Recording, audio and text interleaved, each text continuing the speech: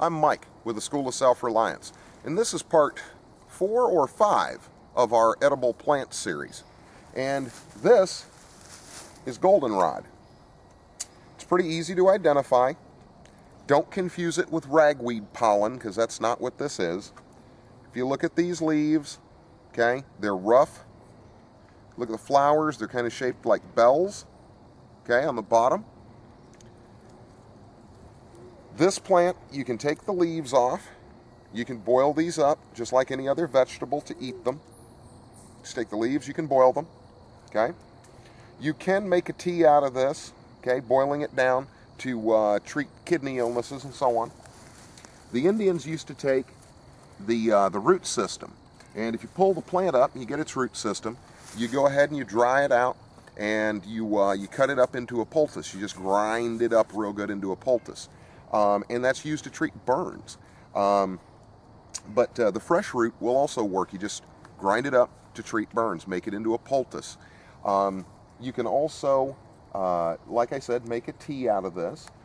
And it's a pretty darn good plant. It's easy to identify. We're in northern Indiana right now, and this is mid-September, and the plant is still available.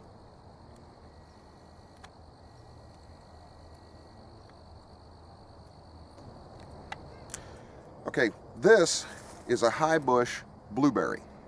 This is a type that's cultivated by farmers in northern Indiana, southern Michigan, all over the Midwest really, and hell, all over the country. The berries, this is mid-September, so the berries are smaller here. You know, most of the big ones are already gone. They do have a crown on the bottom. Now, low bush blueberries grow wild, okay? And most of them start with seeds from bird droppings, just from birds spreading them around. And they look exactly the same as a high bush, only they're much smaller. They're lower to the ground. But they are common throughout North America, low bush blueberries. I just didn't find any right now, and I figured I could show you these. But the high bush, that's what's cultivated. And the low bush ones are just the wild ones, but they look exactly the same. We all know what blueberries look like. We've probably all eaten enough of them on our pancakes. I think we all recognize these. These are acorns. Now, contrary to popular belief, acorns are not poisonous. Many do contain high levels of tannin that have to be boiled out. But there are over 60 species of oak tree in the United States, and they all produce acorns that are edible. These things can be ground up, made into a paste, and eaten that way. They can be ground down into flour and used that way. They can also be boiled, remove the tannins, and then eat the nut. But we all know what acorns look like, and like I said, 60 species. We've got white oak, red oak, and black oak, which all those species fit into one or the other type of oak tree, and they all produce an edible acorn. Okay, look up acorns online, and we'll do some more about it where we actually cook some down later in another video.